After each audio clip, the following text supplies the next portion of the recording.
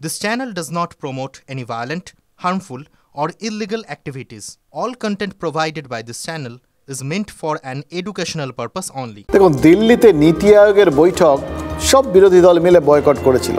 বৈঠকটা cancel হয়নি। সেই এক পেশে মিটিংয়ে একমাত্র বিরোধী দল নেত্রী হিসেবে যোগ দিয়েছিলেন মমতা বন্দ্যোপাধ্যায়। তিনিও পুরোটা সময় থাকেনি। এবার মমতা বন্দ্যোপাধ্যায়ের কী অভিযোগ? পুরো সময় তাকে বলতেই দেওয়া হয়নি।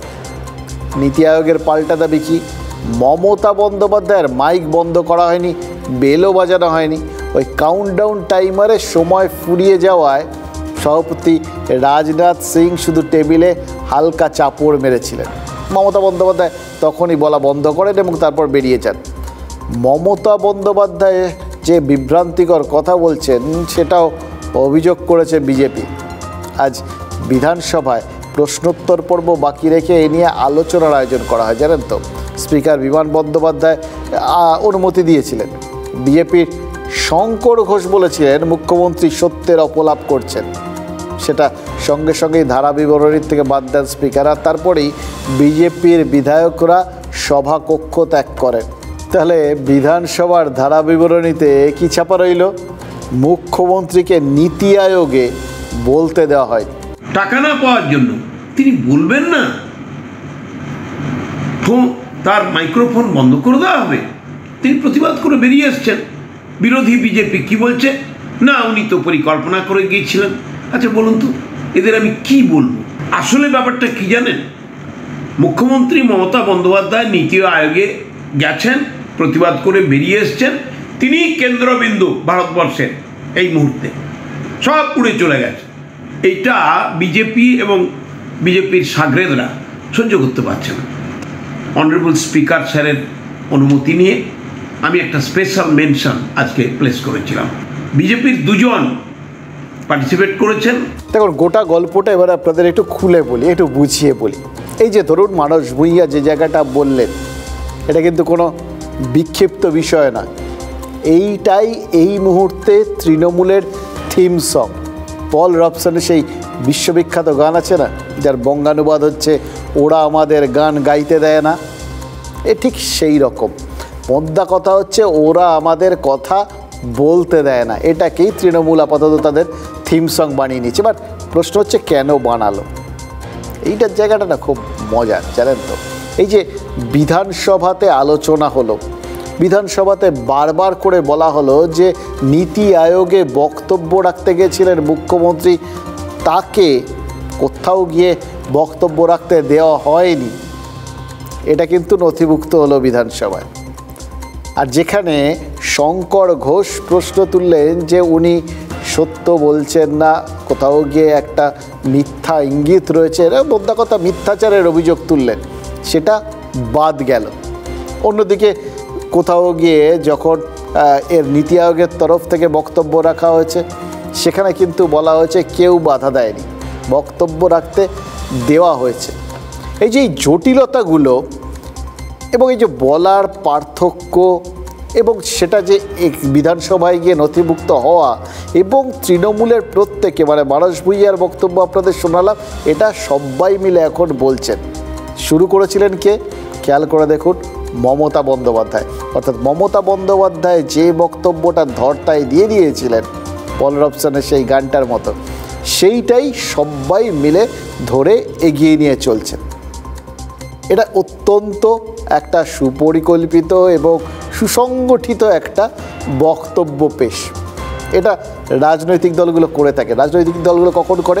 যখন তারা তাদের কোনো একটা বক্তব্যকে, তারা যে জিনিসটাকে বলতে চায়, যেটা লোককে বোঝাতে চায়, একটা জিনিস প্রতিপাদ্য করতে চায়, সেই বিষয়টা তারা মানুষের মনে গেঁথে দেওয়ার জন্য এই রকমভাবে কনসার্টেড হতে, মানে সবাই একসঙ্গে এক সুরে এক ধরনের বক্তব্য রাখতে থাকে।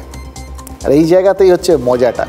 আমার কি মনে হচ্ছে জানেন তো, সব পক্ষের বক্তব্য শুনে কোথাও গিয়ে এই যে একটা গণ্ডগোলে যে ফাঁদে পড়া, মানে গাড্ডায় পড়াও বলতে পারেন আর কি, সেটা বিজেপির নিয়তি ছিল।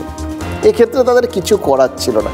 খেয়াল করে দেখুন, ওরা বলছেন যে মমতা বন্দ্যোপাধ্যায় এখানে আসার আগের থেকেই তো বলেছিলেন যে তিনি বলতে না দিলে তিনি প্রতিবাদ করে বেরিয়ে আসবেন।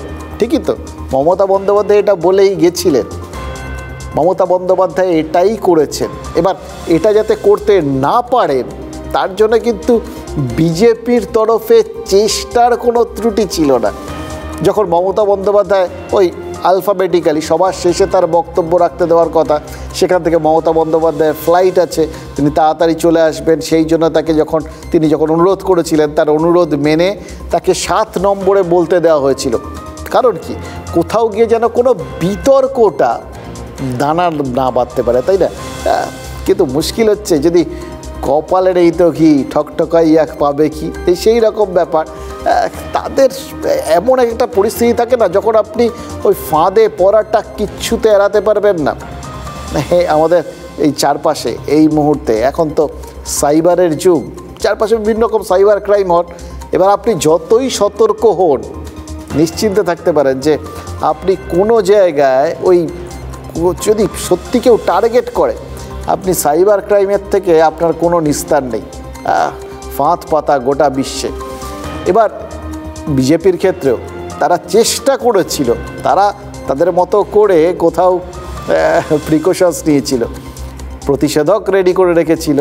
তারা বক্তব্য রাখার জন্য যখন টাইম বলে দেওয়া হয়েছিল, সেই টাইমটাও কোথাও গিয়ে শেষ হয়ে যাওয়ার পরেও তারা হালকা করে চাপড় মেরেছিলেন, বলছেন টাইমার দেখানো হয়েছিল, কিন্তু কেউ না বন্ধ করেছেন মাইক, না তারা কোথাও গিয়ে ঘন্টা বাজিয়েছেন।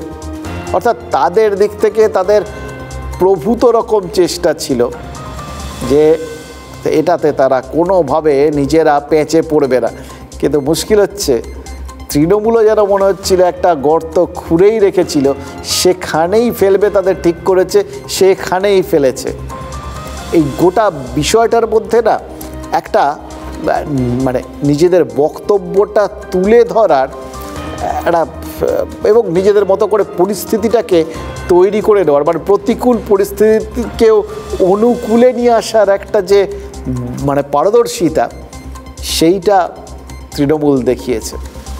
এবার এটা হবার পর কে ঠিক করেছে, কে ভুল করেছে, এটা হচ্ছে কে কীভাবে প্রচার করবে, তার মাধ্যমে লোকের মাথায় ঢুকবে, কে কতটা বিশ্বাসযোগ্যভাবে প্রচার করতে পারে, তার ওপর সে মানে নিজের জায়গাটায় ফয়দা তুলতে পারবে। আজ দেখুন এইখানে যেরকম বিধানসভায় বিষয়টা উঠেছে, তৃণমূল সাংসদরা সংসদেও এই ইস্যুটাকে তোলা শুরু করে দিয়েছেন। বিজেপি প্রবল চেষ্টা করেছে, কিন্তু তা সত্ত্বেও বিতর্ক হয়েছে, বিতর্কের জল গড়িয়েছে সংসদ থেকে বিধানসভার ভেতরে এবং বিধানসভার ভেতর থেকে বিধানসভার বাইরে। তৃণমূলের ইস্যুতেই বিজেপিকে ওয়াকআউট করতে হয়েছে আজ।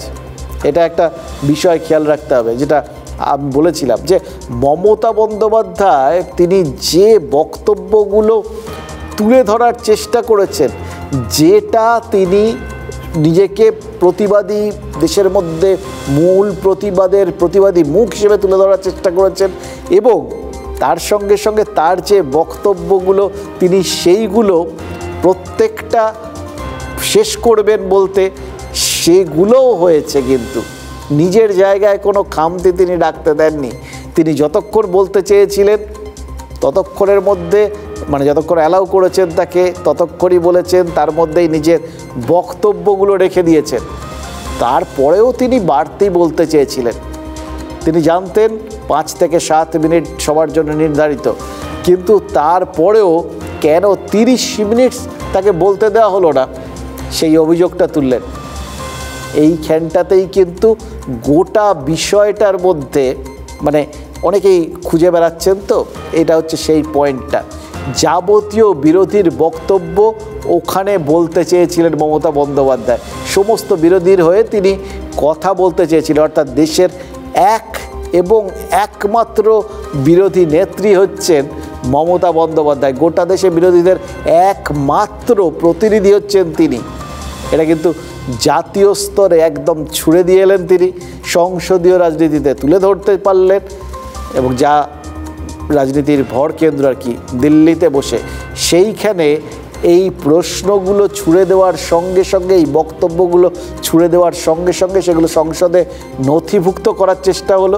গোটা বিষয়টা এমনভাবে করা হলো যে সবার মনের মধ্যে কিন্তু এটা গেঁথে গেল এবং এমন একটা ইস্যুতে তিনি করলেন। দেখুন, তিনি গোটা বিষয়টা, যেটা ওই বিরোধীদের ইস্যু, যেটা বিরোধীদের মানে একটা সিদ্ধান্ত ছিল, এক্ষেত্রে তারা কি করবেন তার উল্টো পথে হেঁটেছেন। কিন্তু তারা বয়কট করেছেন, উনি যোগ দিয়েছেন।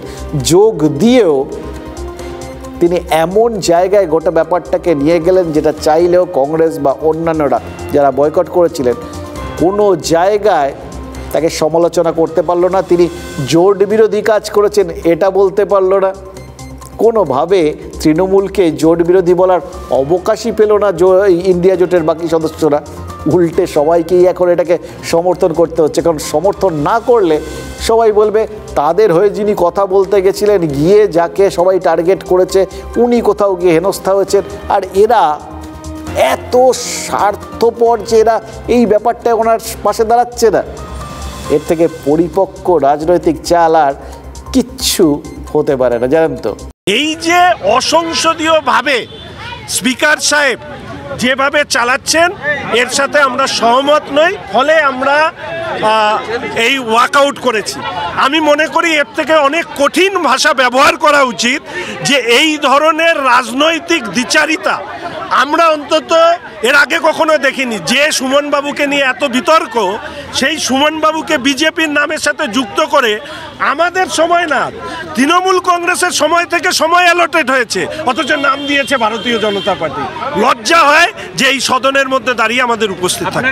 ভারতবর্ষের অনেক বিরোধী রাজনৈতিক দলও মমতা ব্যানার্জির পাশে এসে দাঁড়িয়েছেন এবং সেই কারণে খুব স্বাভাবিকভাবেই আজকে যখন আমাদের বিধানসভায় এই নিন্দা প্রস্তাব গৃহীত হয়েছিল, তখন বিজেপি যারা বাংলার মানুষের দ্বারা বঞ্চিত, যারা বাংলা বিদেশি হিসেবে চিহ্নিত, তারা সস্তার নাটক করা ছাড়া তাদের হাতে কোনো উপায় নেই, তাই তারা এই নাটক করেছে।